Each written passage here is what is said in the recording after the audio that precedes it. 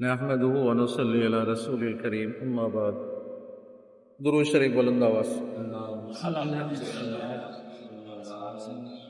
اللهم بارک علی وبارک علی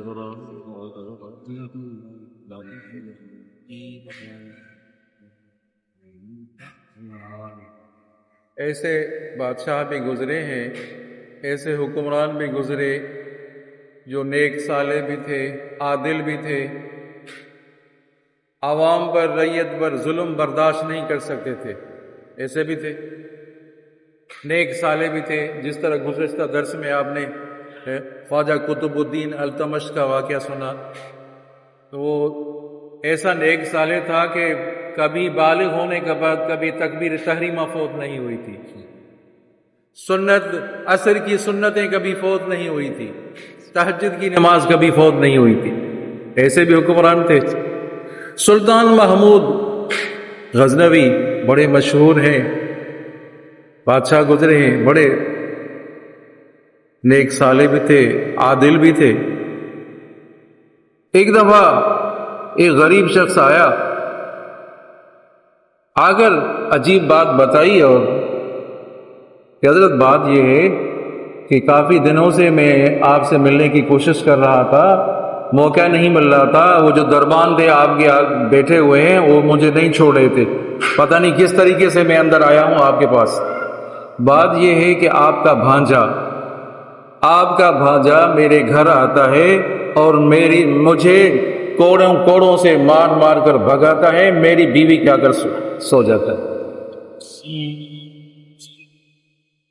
بادشاہ تھا اور عادل تھا، نیک صالح تھا، آپ کا بھانجا مجھے مار کر بھگا کر میری بیوی کے ساتھ سو جاتا ہے۔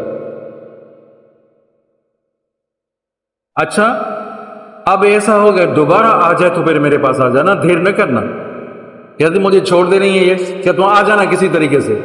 2 راتیں گزری، خیر سے خوبی سے 2 راتیں گزری، تیسری رات وہی واقعہ ہوا، اس کو بھانجا آیا، اس کو مار کر بھگا کر اس کی بیوی کے ساتھ سو رہا ہے، ایسی عشرت کر رہا ہے۔ یہ بھاگتا ہوا بادشاہ کے پاس گیا، بادشاہ آرام میں تھا، پتہ ہے بات یہ ہے، آپ نے کہا تھا مجھے بتانا، میں آیا ہوں کہ چلو میرے ساتھ۔ ایک بڑا خنجر اٹھایا، کس نے؟ بادشاہ نے۔ کس نے؟ بادشاہ نے بڑا خنجر اٹھایا۔ اب وہ آیا، گھر میں جو آیا تو وہ دیکھا کہ ان کی بیوی کے ساتھ، وہ غریب مظلوم بیوی کے ساتھ سو رہا ہے۔ کہا کہ چراغ بجھاؤ، چراغ بجھایا اور خنجر سے اس کے سر قلم کر دیا، بوم دیا، کہا پانی پلاؤ، جلدی سے پانی پلایا۔ تو پوچھا اس نے کہ حضرت کیا بات ہے، اور کہا جلدی سے پانی پلاؤ، اور خنجر آپ نے چراغ بھی بجھا دیا، کہ چراغ اس وجہ سے بجھایا کہ یہ میرا بھانجا ہے، ایسا نہ ہو کہ اس کی روشنی میں اس کا چہرہ میرے سامنے آ جائے اور مجھے رحم آ جائے، میں رک جاؤں، اس طریقے سے اس وجہ سے بجھایا۔ اور پانی جلدی سے میں نے اس وجہ سے کہا کہ مجھے پانی پلاؤ کہ جب سے تو نے مجھے یہ کہا ہے کہ آپ کا بھانجا یہ کام کر رہا ہے، غلط کام کر رہا ہے، اس وقت میں نے قسم اٹھائی تھی کہ جب تک اس مظلوم کا کوئی انصاف نہیں دلاؤں گا تب تک کھانا اور پینا میرے اوپر حرام ہے۔ اللہ اکبر۔ تب سے 2-3 راتیں ہو گئی، نہ پانی پیا ہے نہ کھانا کھایا ہے۔ ایسے بادشاہ بھی تھے عزیزو، انصاف پسند بھی تھے ایسے۔ اسی طرح حضرت لقمان کا واقعہ ہے، بعض نے کہا کہ حضرت لقمان نبی تھے، بعض نے کہا کہ اللہ والے تھے، نیک شخص تھے، واللہ عالم بالصواب، اللہ ہی بہتر جانتا ہے۔ سمجھے نہیں؟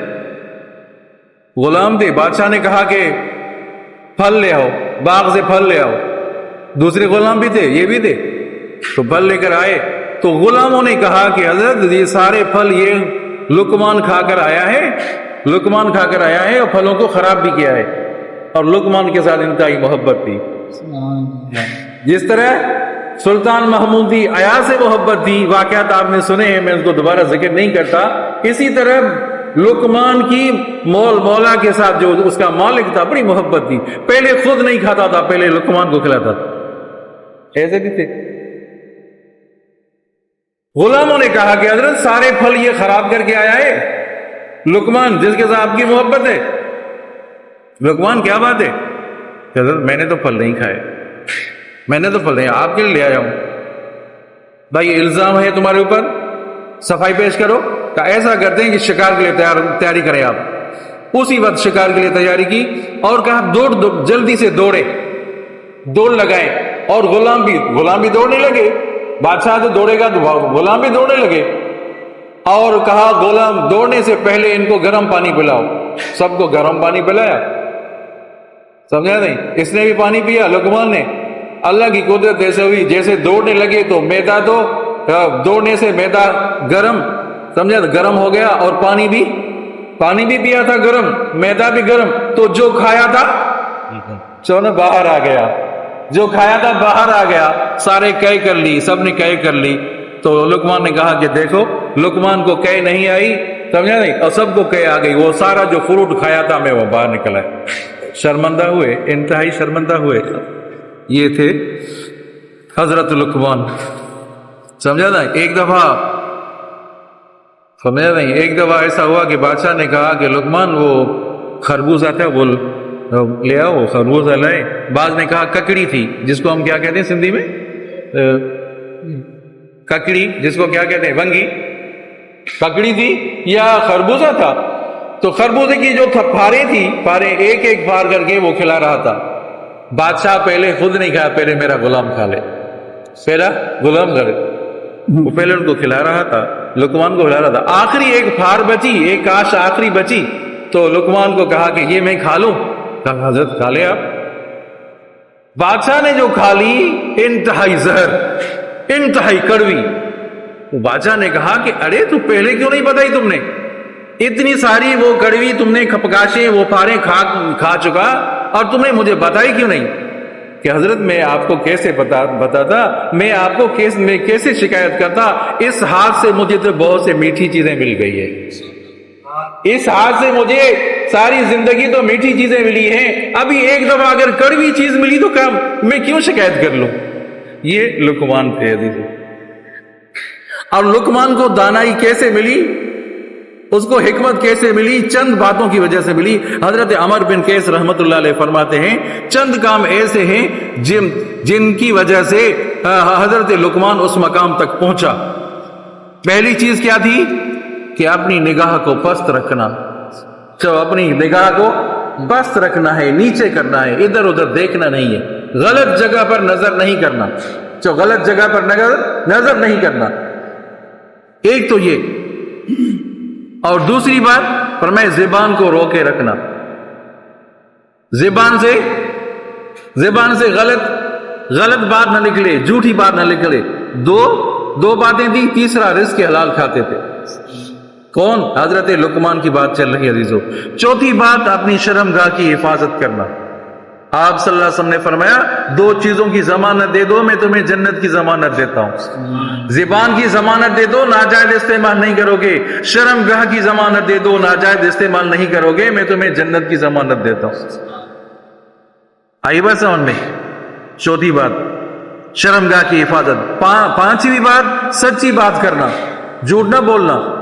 اور چھٹی بات عہد کو پورا کرنا. اور 7ویں بات مہمان کا اکرام کرنا.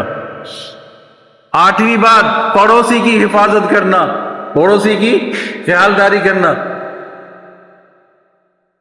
اور 9ویں بات اور آخری بات فضول باتوں سے, فضول کاموں سے اپنے آپ کو بچانا. یہ اہم باتیں عزیزو.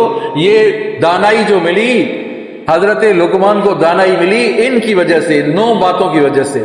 تو دعا کرتے ہیں اللہ تعالی ہم سب کو اعمال صالح کرنے کی توفیق عطا فرمائے.